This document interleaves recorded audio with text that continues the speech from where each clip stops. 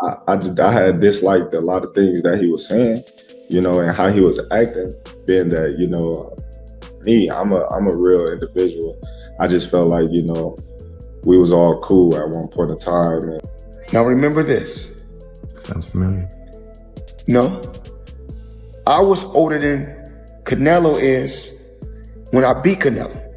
So now imagine seeing Canelo at 36 and me at 36 and we fight.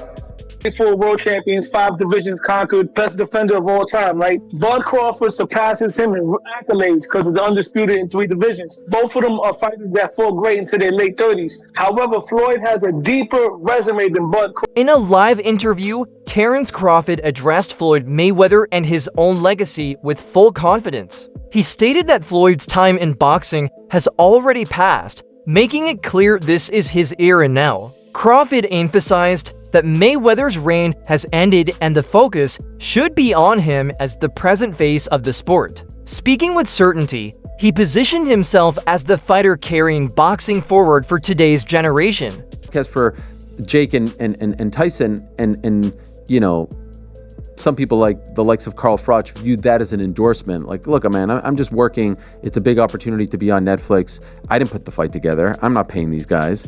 So, let's chill out. But all right, I'm not going to poo-poo this. I just don't know what CSI is.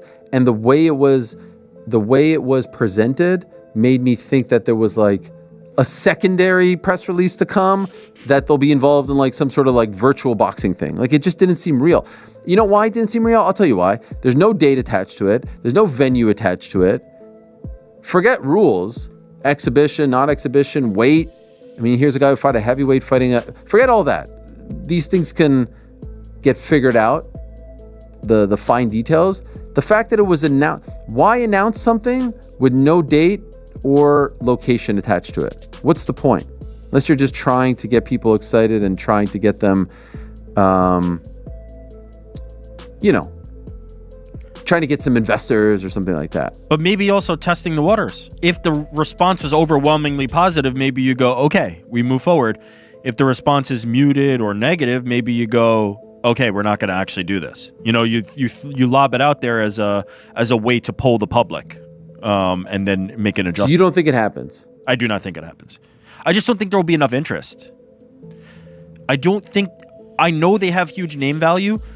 There's zero after the last performance by Mike Tyson against Jake Paul. I don't think there's going to be interest in seeing Mike Tyson do that again. Floyd Mayweather reminded fans that he also schooled Canelo Alvarez when he was already older than him, proving his skill and experience. He argued that Crawford beating Canelo should not be seen as such a massive accomplishment since both of their standout victories came against the same opponent. For Floyd, this highlights that his win remains the greater achievement, and Crawford's triumph does not place him above Mayweather's legacy. Canelo is a hell of a fighter. Mm-hmm. He's a hell of a fighter. And everyone is now saying that he's not the same fighter. He's not looking the same. Now remember this. Sounds familiar. No. I was older than Canelo is when I beat Canelo.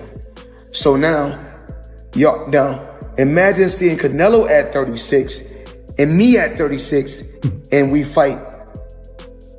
And now what y'all gonna say, well, now he got what?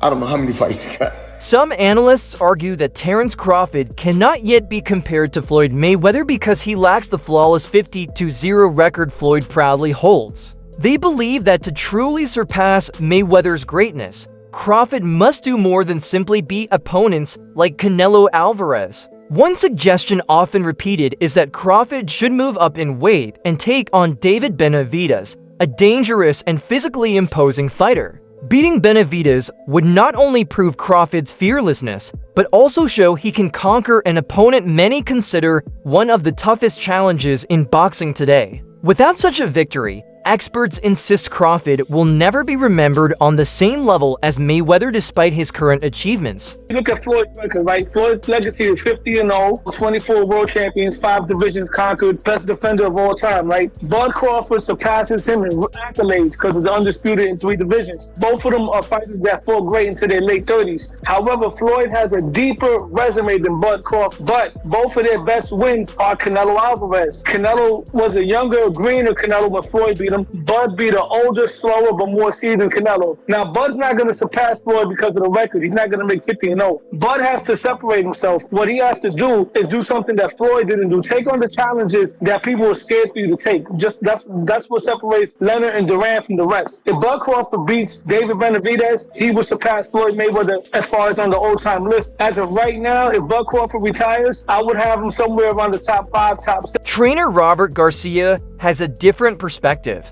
He believes Crawford is unlikely to risk his legacy by taking on David Benavidez. According to Garcia, Crawford is an intelligent fighter who knows how to secure his place in history without putting himself in unnecessary danger. Benavidez represents a huge size advantage and poses a serious threat that could potentially end Crawford's unbeaten streak. For Garcia, the risk outweighs the reward since Crawford already has an incredible resume and does not need to prove himself by fighting outside his natural division. This stance highlights the ongoing debate between taking legacy-defining risks versus preserving a nearly perfect career. There's no way. Crawford just got the biggest win in his career and one of the biggest wins in history. He doesn't need to go out there and risk. But it is too big, too strong.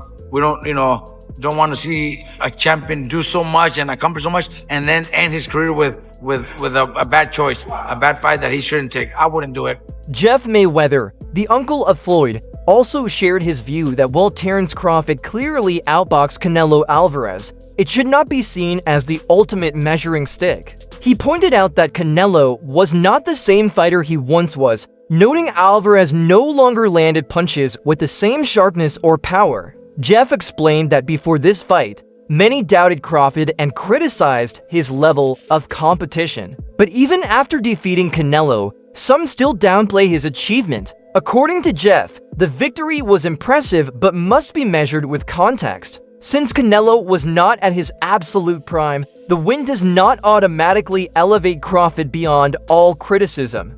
Canelo knocks him out in the first half of the fight because he couldn't handle the power. And obviously that proved not to be, or to be the case, that Crawford could definitely handle the power. Were you surprised that, it didn't look like, maybe once or twice looked like maybe Crawford felt it, but never in any kind of real trouble? Yeah, I don't think that Canelo really hit him. I mean, he hit him a couple times clean, but I mean, Crawford, Crawford's a big guy too. Crawford took it like it was nothing.